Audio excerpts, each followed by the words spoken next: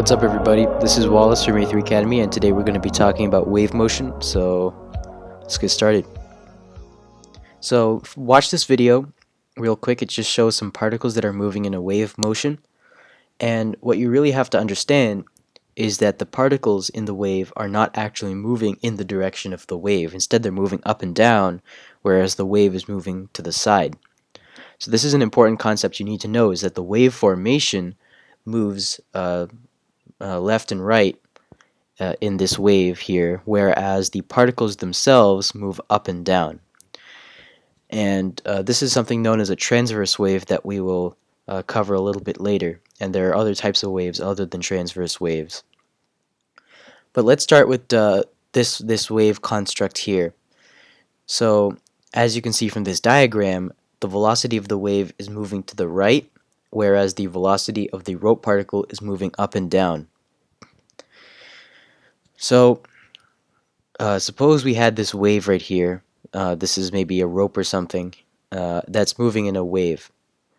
So there are a couple of terms that you'll need to know regarding this wave. The first is the amplitude, which is the largest distance that the wave will travel from some equilibrium position that's shown by the dotted line here. The amplitude works in both directions, so it's the highest direction above or below the equilibrium level. Then there are troughs, which are the low points on the wave, and the crests that are the high points on the wave. And then there is the wavelength, also denoted by the letter lambda. Wavelength is the distance between any two crests or any two troughs.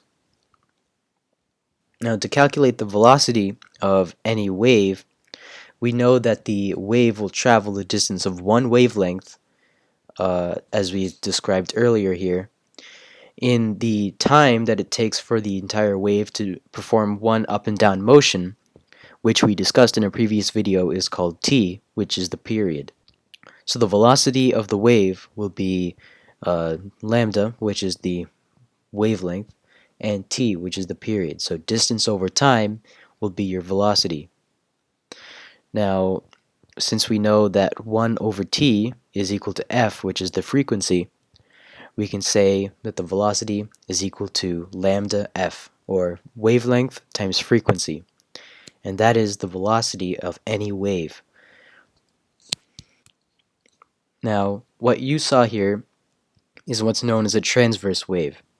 And in a transverse wave, the particles move perpendicular to the motion of the wave. So as you can see here again, the wave is moving to the right, whereas the particles are moving up and down.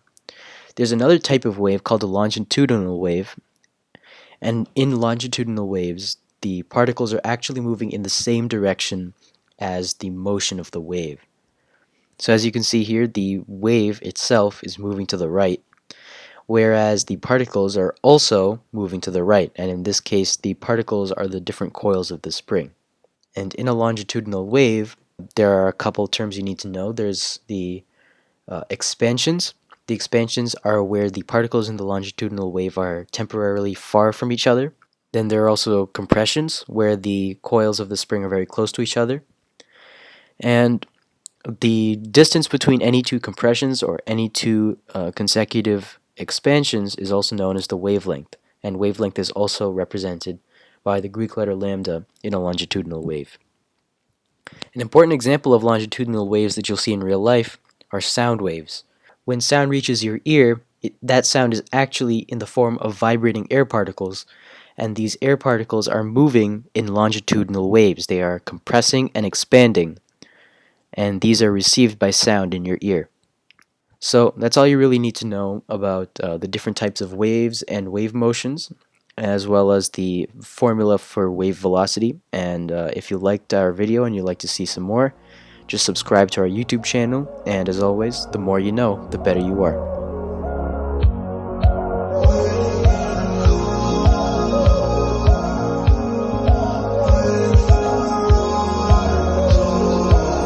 If I found a way to be happy every day, if you could just see my